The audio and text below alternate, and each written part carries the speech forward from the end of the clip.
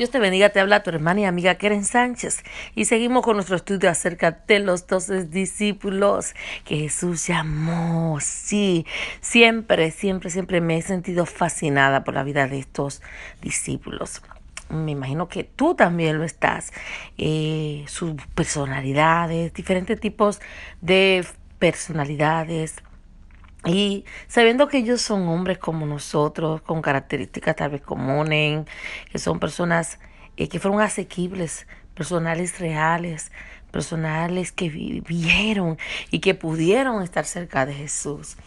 Me encanta estudiar sus defectos, sus debilidades, así también como sus triunfos, sus características encantadoras, todo lo que dice la Biblia acerca de estos fascinantes hombres de la Biblia.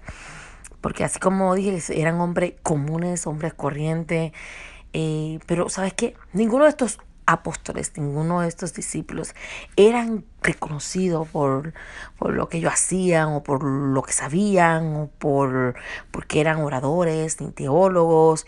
De hecho, vivían al margen de lo que era el sistema religioso de los días de Jesús. Estos hombres no sobresalían por sus talentos naturales, no sobresalían por sus habilidades intelectuales, todo lo contrario. Estos discípulos, estos hombres eran débiles. Ellos también tenían la tendencia a caer, a equivocarse, a fallar, a tener actitudes erróneas. Muchas veces les faltaba fe, muchas veces experimentaban amargos fracasos. Estos hombres eran personas comunes, eran también ejemplo como líderes de grupo. Ellos representaban todo el aspecto político. Ellos eran hombres que, como Judas, que traicionó a Jesús, pero con todas sus fallas, como Pedro, con todas sus debilidades de carácter, como hombres comunes y corrientes que eran. Después de la ascensión de Jesús, esos hombres dejaron un impacto, sí, un impacto indeleble en el mundo. Su ministerio siguió ejerciendo influencia en el mundo completo, siguió ejerciendo influencia en ti, en mí, o hasta hoy el día. Porque Dios, por su gracia, capacitó a estos hombres y lo usó para inaugurar la difusión del mensaje del Evangelio, para transformar al mundo. Sí, estos hombres comunes y corrientes, como tú, como yo, ellos fueron un instrumento de transformación por medio del mensaje de Cristo, para llevar a los confines de la tierra la palabra de Jesús, para llevar a los confines de la tierra el Evangelio. Y esto, ¿sabes qué? Es fascinante para mí. Así que hoy vamos a seguir estudiando uno de estos hombres, de estos discípulos de Dios.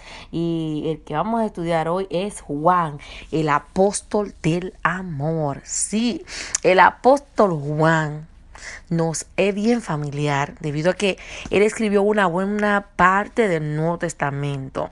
Él fue el autor humano de un evangelio y 3 epístolas que llevan su nombre, así como el libro del Apocalipsis.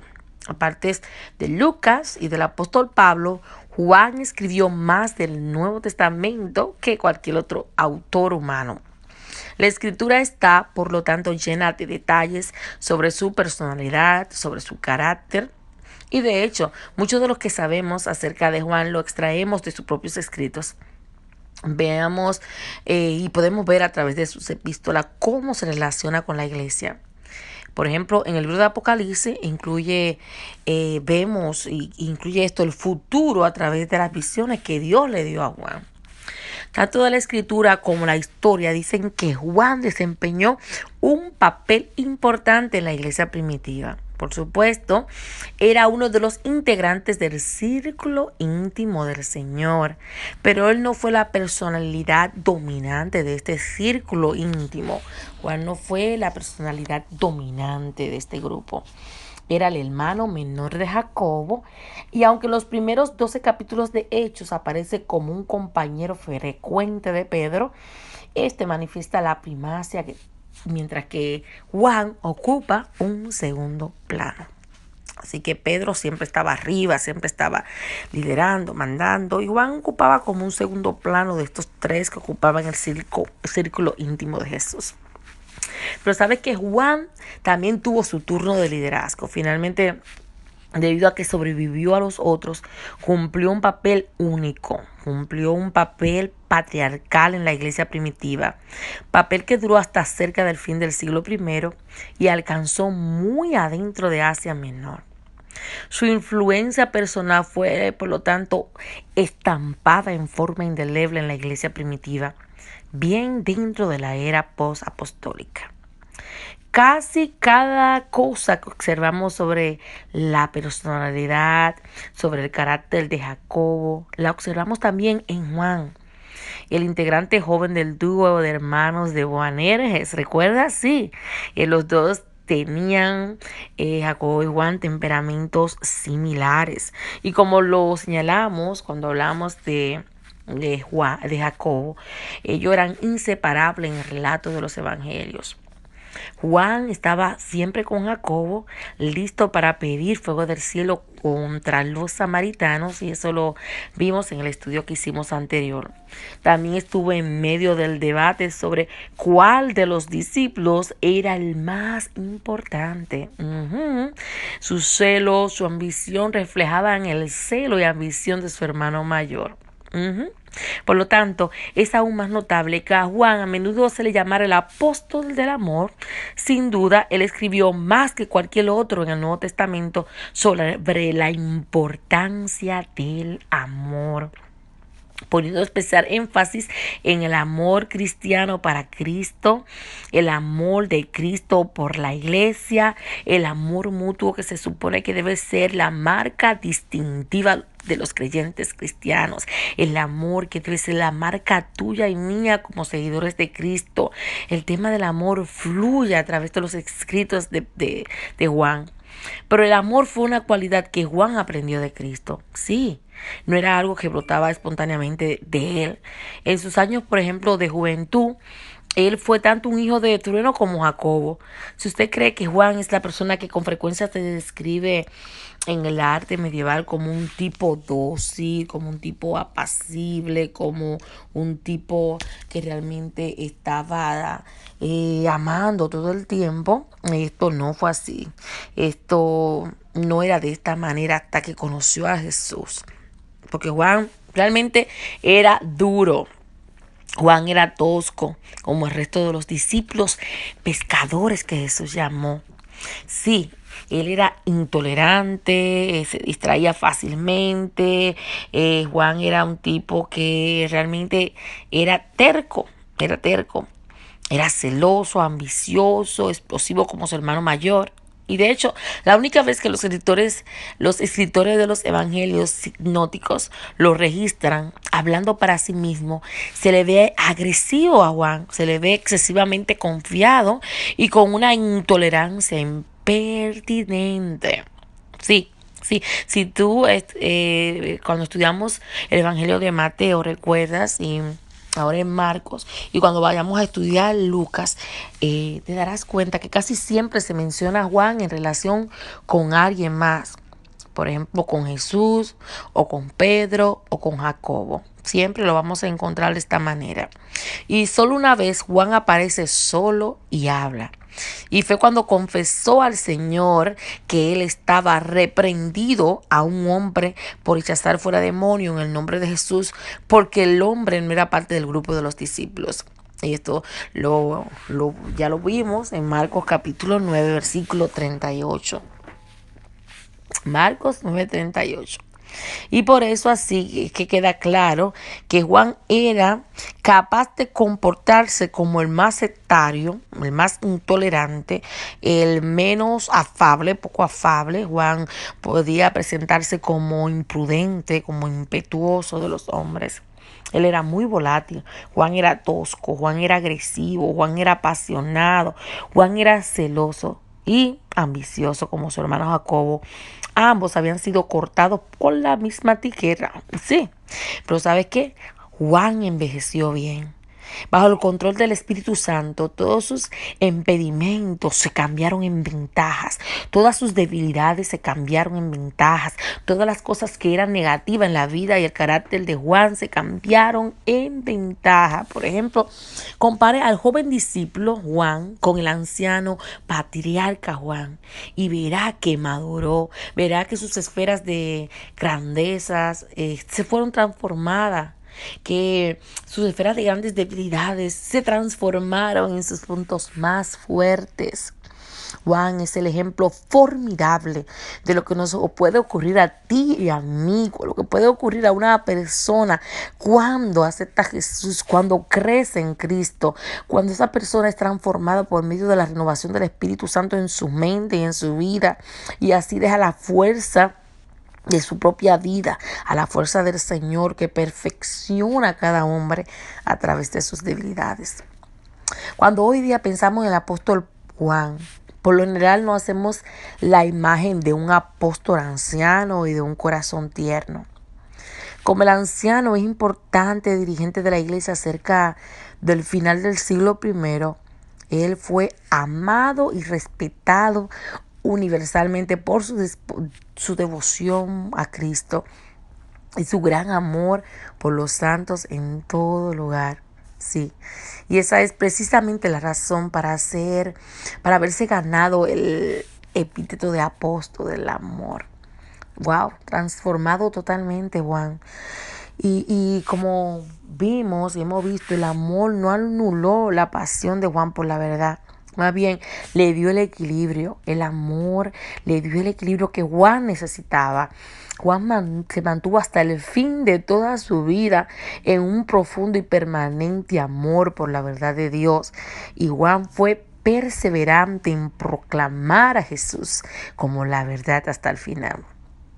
El celo de Juan por la verdad le dio forma a su manera de escribir. De todos los escritores del Nuevo Testamento, Juan es el más definido en su pensamiento. Juan piensa y escribe en absoluto. Juan trata con hechos patentes. Para él todo está determinado. En su enseñanza, Juan no hay muchas áreas grises porque él tiende a poner las cosas en un lenguaje absoluto. Juan tiende a poner las cosas en un lenguaje antitético. Por ejemplo, en su evangelio pone luz contra la oscuridad, pone la vida contra la muerte, pone el reino de Dios contra el reino del mal, pone los hijos de Dios contra los hijos de Satanás. En su evangelio, Juan pone el juicio de los justos contra el juicio de los malos, pone la resurrección de la vida contra la resurrección de condenación. En su evangelio, Juan recibe a Cristo contra rechazar a Cristo. Habla del fruto contra la esterilidad. Habla de la obediencia contra la desobediencia. Habla del amor contra el odio. Y así a Juan le gusta exponer en absoluto y también le gusta exponer cuando escribe en opuestos. Y él entiende esta necesidad de trazar una línea clara entre las dos diferencias. Y él ve el enfoque en sus epístolas, se puede ver también. Nos dice que andamos en luz o habitamos en oscuridad. Y también dice en su epístola, si somos nacidos de Dios, no pecamos. En realidad no podemos pecar. Y esto lo puedes ver en 1 Juan 3:9. También dice en 1 Juan 4:4-5, o somos de Dios o somos del mundo. Me encanta su lenguaje absoluto. Si no amamos, no hemos nacido de Dios. O sea que siempre está poniendo esta necesidad de ver lo contrario y ver la palabra absoluta. También dice, todo aquel que permanece en él no peca. Todo aquel que peca no le ha visto ni le ha conocido. Y eso lo vemos en la epístola de 1 Juan 3:6. Y todas estas cosas que Juan lo dice sin modificar y sin suavizar las líneas duras que le escribía. Por ejemplo, en la segunda epístola de Juan, él plantea una separación completa, total de todo lo que es falso. Cualquiera que se extravía y no persevera en la doctrina de Cristo no tiene a Dios. El que persevera en la doctrina de Cristo, este sí tiene al Padre y al Hijo. Si alguno viene a vosotros y no trae esta doctrina, no lo recibáis en casa, ni le digáis bienvenido, porque él porque Él le dice, bienvenido, participa en sus malas obras. Y esto lo vemos en el versículo 9 y 11 al 11. Y en su tercera epístola la termina con estas palabras del versículo 11. El que hace lo bueno es de Dios, pero el que hace lo malo no ha visto a Dios. Juan escribe en blanco y Juan escribe en negro, por supuesto. Al escribir tales cosas, él sabe y entiende muy bien que los creyentes pecan. Sí, y lo entiende cuando vas a primera de Juan 2, 1 y capítulo 1, versículo 8 y también el 10. No se elabora ni él desarrolla el punto. La preocupación principal es con el patrón de una vida personal en su totalidad, entregada totalmente. Juan quiere subrayar el hecho de que la justicia, no el pecado, oye bien, la justicia, no el pecado, es el principio dominante en la vida de un verdadero creyente. Y los que leen el libro de Juan en forma descuidada o superficial pueden llegar a pensar que no hay excepciones en lo que él está diciendo. Pero, ¿sabe qué? Pablo es el apóstol de las excepciones. Sí, Pablo es el apóstol de las excepciones. ¿Sabes por qué? Tal vez te estés preguntando el por qué. Pues bien, él es el apóstol de las excepciones porque él toma tiempo para explicar la lucha que todos los creyentes experimentan en sus vidas con el pecado. Sí, todos los creyentes experimentan una lucha diaria, como dice en Romanos 7. Mientras que Pablo también afirma que los que han nacido de Dios no continúan un pecado habitual como un estilo de vida. En Romanos 6, 6, 7. Romanos capítulo 6, del 6 al 7, y no obstante reconoce que debemos seguir librando una guerra con lo que queda de pecado en nuestros miembros. Una guerra diaria, una lucha, una cruz que debemos seguir, y negarnos a nosotros mismos, morir a nuestra carne, tomar la cruz. Es una guerra con lo que queda del pecado en nosotros. Resistimos la tendencia de nuestra carne, lo despojamos del viejo hombre, vivimos en el nuevo hombre, así sucesivamente. Cuando leemos el libro de Juan, uno puede pensar que la justicia viene tan fácil y naturalmente al cristiano, que cada fracaso podría ser suficiente como para destruir completamente nuestra seguridad. Por eso es que cuando estoy leyendo el libro de Juan, me encanta mucho, me fascina. Y es bueno muchas veces volverla a repasar, volver a leerlo y volver a las epístolas de Pablo para encontrar un poco de respiro. Por supuesto, tanto la epístola de Pablo como la de Juan son las escrituras inspiradas y ambas hacen énfasis que son necesarios. Por ejemplo, las excepciones de las que trata Pablo no anulan las verdades necesarias tan definidas por Juan. O sea que las afirmaciones implacables, inequívocas de Juan no desvirtúan las cuidadosas condiciones dadas por Pablo en los Romanos. Ambas, lo que dice Juan en sus libros, en sus epístolas, ambas y lo que dice Pablo en Romanos son aspectos necesarios de la verdad revelada de Dios. Pero la forma en que Juan escribía es una reflexión de su personalidad, una reflexión de su carácter, una reflexión de su pasión por la verdad. Juan se esforzaba para no hacerla parecer ambigua, para hacerla parecer concreta. Hablaba en el blanco y en negro, en absoluto. Hablaba en términos inequívocos para que no haya confusión. Juan no gastaba tinta en colorear las áreas grises. Juan era como alguien que diga, ahora yo soy claro, yo hablo claro como el agua. Juan fijaba las reglas sin mencionar todas las excepciones a esas reglas. Y Jesús mismo a menudo habló también en absoluto, lo que hace pensar que Juan aprendió del Señor Jesús su estilo de enseñanza. Aunque Juan siempre escribió en un tono cálido, en un tono personal y pastoral, lo que escribió no siempre tranquilizó a sus lectores.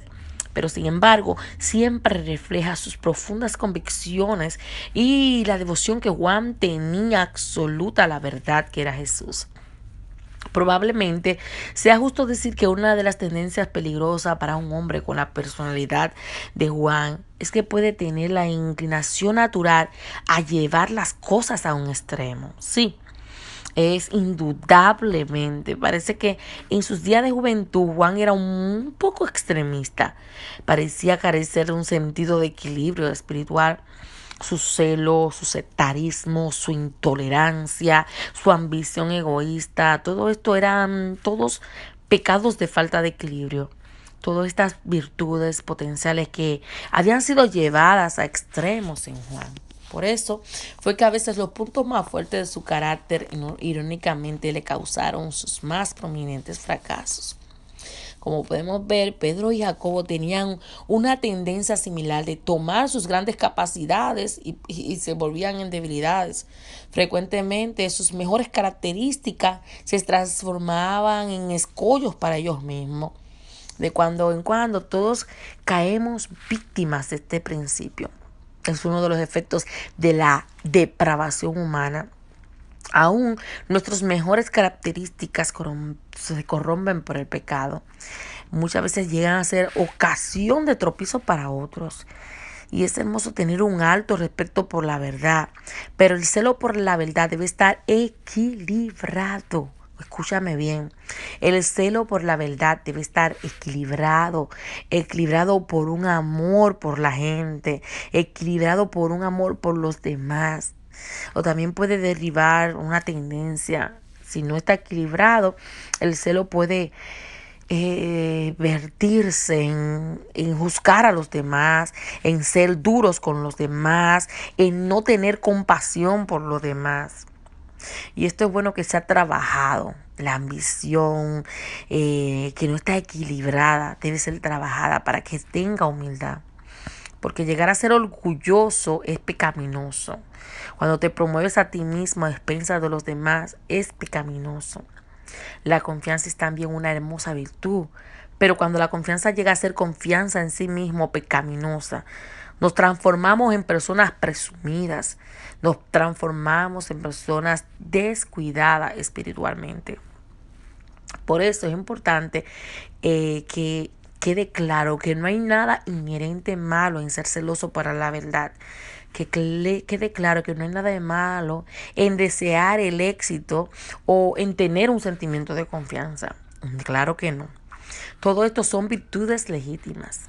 Pero incluso una virtud fuera de equilibrio, escúchame bien, una virtud fuera de equilibrio puede llegar a ser un impedimento para la salud espiritual, un impedimento para que tú puedas revelar la verdad, porque la verdad fuera de equilibrio puede conducir a un serio error. Una persona fuera de equilibrio es inestable. Una persona que le falta equilibrio en el carácter es una persona que le falta autocontrol. Es un pecado en sí porque no tiene control de sí mismo. Por eso es muy peligroso empujar cualquier punto de la verdad y cualquier cualidad del carácter a un extremo excesivo. Escúchame bien. Esto es lo que vemos en la vida de Juan, el discípulo más joven. Y en varias ocasiones se condujo como un extremista, un fanático intolerante, un hombre violento, un hombre imprudente, que en forma egoísta se comprometió con su propia estrecha de percepción de la verdad. En sus primeros años fue el más improbable candidato para que se le recordara como el apóstol del amor en sus primeros años. Pero 3 años con Jesús empezaron a transformarlo en un fanático centrado en sí mismo, en un hombre. Fue transformado de un hombre pesimista, egocéntrico, enfocado en él. Lo transformaron en un hombre maduro, en un hombre equilibrado. Estar 3 años con Jesús cambiaron a este hijo del trueno, Boanerges, hasta que llegó a ser un apóstol del amor. En aquellos puntos donde más carecía de equilibrio, Jesús le dio equilibrio. Y en el proceso, Juan se transformó en un fanático impetuoso. en un hombre piadoso y tierno.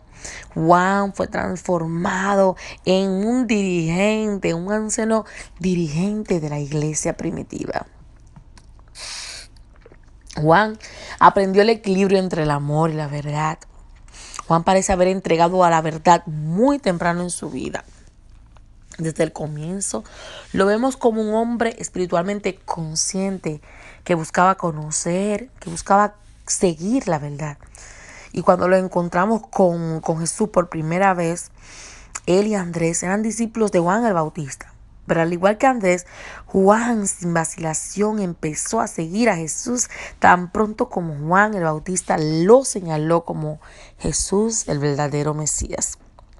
Y no fue que hasta que hayan fallado o sido desleales, no fue que ellos le fallaron a Juan, no fue que ellos fueron desleales a Juan el Bautista. ¿Por qué? Porque el mismo Juan le había dicho, es necesario que él crezca para que yo mengüe. Y si quieres leerlo, puedes buscarlo en Juan capítulo 3, versículo 30. Juan, el discípulo, estaba interesado en la verdad. Él no había seguido a Juan el Bautista buscando establecer un culto a la personalidad. Por lo tanto, Juan lo dejó todo para seguir a Jesús. Tan pronto como Juan el Bautista identificó a Jesús como el Cordero de Dios que quita el pecado del mundo. El amor de Juan por la verdad es evidente en todos sus escritos. En su evangelio usa 25 veces la palabra griega para verdad. Y 27 veces en sus epístolas escribió: no tengo mayor gozo que este, el oír que mis hijos andan en la verdad. Y si lo quieres ver, puedes buscarlo en Tercera de Juan, capítulo 4. Tercera de Juan, capítulo 4. Su más elocuente epíteto para alguien que dijera ser creyente mientras andaba en oscuridad fue describirlo como mentiroso, y la verdad no está en Juan. No está en él. Nadie en toda la escritura, excepto el Señor mismo, pudo ensalzar más el concepto puro de la verdad. Y lo puedes ver en 1 de Juan, capítulo 2, versículo 4. 1 de Juan 2, 4. Pero a veces, ¿sabes qué? Juan, en sus años jóvenes, el celo de Juan por la verdad carecía de amor. Era celoso por las cosas de Jesús, pero carecían de compasión. Carecían por amor por la gente y compasión por la gente. Y es importante que tú y yo tengamos esta característica en cuenta. Que a veces no podemos llegar a ser religiosos, que el religioso culpa a los demás, juzga a los demás. Cuando hacemos las cosas basadas en el amor, es diferente cuando lo hacemos basada en el odio, en nuestro ego, en nuestro egoísmo, en lo que nosotros creemos. Es importante siempre tener ese balance, ese equilibrio, que a las cosas las hagamos con amor y compasión como Jesús nos mostró. Juan necesitaba aprender el equilibrio. Juan necesitaba aprender. Y podemos ver el incidente en Marcos 9, donde Juan prohíbe a un hombre echar fuera demonios en el nombre de Jesús. Una buena ilustración de esto, de una buena ilustración de lo que él realmente tuvo que aprender. En Marcos capítulo 9, Jesús dice a sus discípulos, le dice claramente: de cierto os digo que hay algunos de los que están aquí que no gustarán la muerte hasta que hayan visto el reino de Dios venido con poder. Y por supuesto, aquello tiene que haber sonado a los discípulos como una promesa de que el reino milenial vendría mientras ellos estaban vivos. Y aún hoy, más de 1900 años después de la muerte del último discípulo, seguimos esperando por el establecimiento del reino milenial sobre la tierra. ¿Cuál fue entonces la promesa de Jesús? Lo que ocurrió inmediatamente después responde claramente a esta pregunta. Jesús le estaba prometiendo un anticipo de atracciones que habrían de ocurrir. Y tres de ellas tendrían el privilegio de ver un brillante anticipo de la gloria divina. Ello vislumbraba la gloria y el poder del reino que vendría. Y esto ocurriría menos de una semana después que Jesús le prometiera que algunos de ellos verían el reino presente con poder. Sí, y Juan pudo observar este reino. y Juan pudo estar cerca de Jesús. Bueno, pues lo que estuvimos estudiando de Juan aprendió lo que era el equilibrio. Juan aprendió lo que es el énfasis sobre el amor. Juan aprendió a tener un amor genuino. No, cuando hablamos de amor genuino, no hablamos de un sentimiento meloso que descuida la verdad, de un sentimiento meloso que tolera todas las cosas. Juan aprendió a mantener ese equilibrio perfecto entre el amor y la verdad. Él aprendió. Mientras estaba joven, él era ambicioso, pensaba en sí mismo, pero aprendió este equilibrio y por eso se le llamó el apóstol del amor.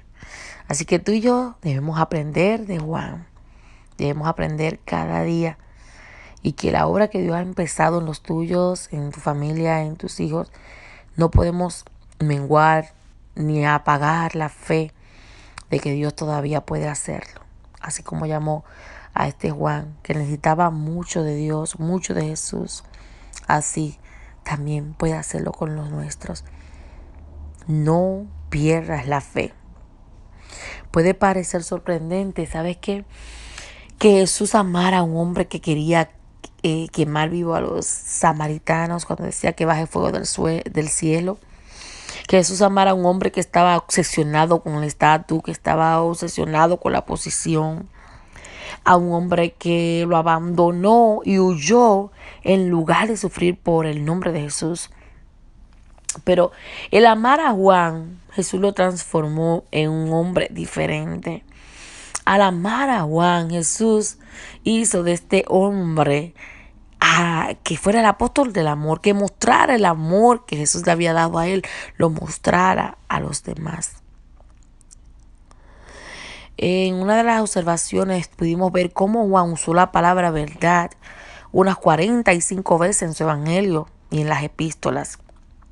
Pero es interesante notar que también usó la palabra amor más de 80 veces. Sí, Juan utilizó la palabra amor más de 80 veces.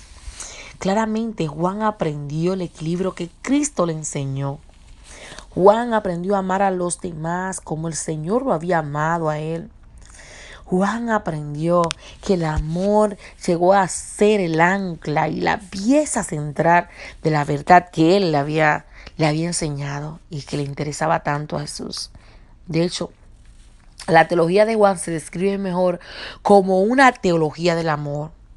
Juan enseñó que Dios es un Dios de amor, que Dios amó a su propio Hijo, que Dios amó al mundo, que Dios es amado por Cristo, que Cristo amó a sus discípulos, que los discípulos de Cristo lo amaron a Él, que todos los hombres deberían amar a Cristo. Sí, Juan enseñó que todos nosotros deberíamos amarnos los unos a los otros y que el amor cumple la ley. Juan enseñó que el amor era una parte crítica de cada elemento de la enseñanza de él y fue el tema dominante de su teología. Y aún su amor nunca se deslizó hacia un sentimiento indulgente. Hasta el final mismo de su vida, Juan seguía siendo un adoroso, apasionado defensor de la verdad. Él nunca perdió ninguna de sus intolerancias por la mentira. Y en sus epístolas está escrito cerca del final de su vida, seguía denunciando las cristologías descaminadas, escribía contra los engaños que se oponían al cristianismo, seguía escribiendo contra el pecado, contra la inmoralidad. Y en ese sentido estaba tan débil en sus días finales en Éfeso que tenía que llevarlo a la iglesia. Una frase estaba constante en sus labios y era: queridos hijos, ámense los unos a los otros.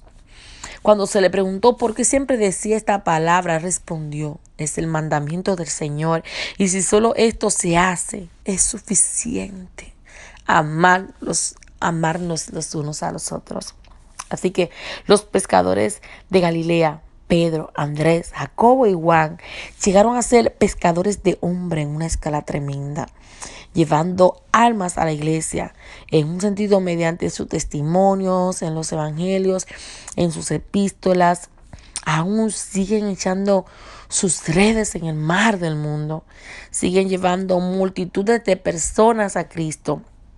Aunque eran hombres comunes y corrientes, el de ellos fue un llamado que no tenía nada en común a los otros llamados. Juan aprendió la paciencia. Juan aprendió a ser tolerante. Juan aprendió a ser misericordioso. Juan aprendió a otorgar gracia. Aprendió a perdonar. Aprendió a ser tierno. Aprendió a ser compasivo. Juan, wow, aprendió a tener todas las características del amor. Y esto es hermoso, es sorprendente, es maravilloso. Es maravilloso ser osado e impetuoso. Pero el amor, ¿sabes qué? Es el equilibrio necesario. Y Juan es el modelo excelente para ti y para mí, que queremos seguir a Jesús y que queremos seguir predicando su evangelio y que queremos seguir haciendo su voluntad. Así que esta es tu hermana y amiga Keren Sánchez. Esperamos que esto haya sido de bendición para tu vida. Los estudios del apóstol Juan. Y luego seguimos en la próxima estudiando estos hombres que Dios llamó para cosas grandes. Hombres con debilidades y defectos. Igual que tú y que yo, pero con esperanza de gloria, con la esperanza de Cristo en nuestras vidas, con la esperanza de Cristo en nosotros. Dios te bendiga. Esta fue tu hermana y amiga Keren Sánchez. Bendiciones contra todo pronóstico. Hasta la próxima.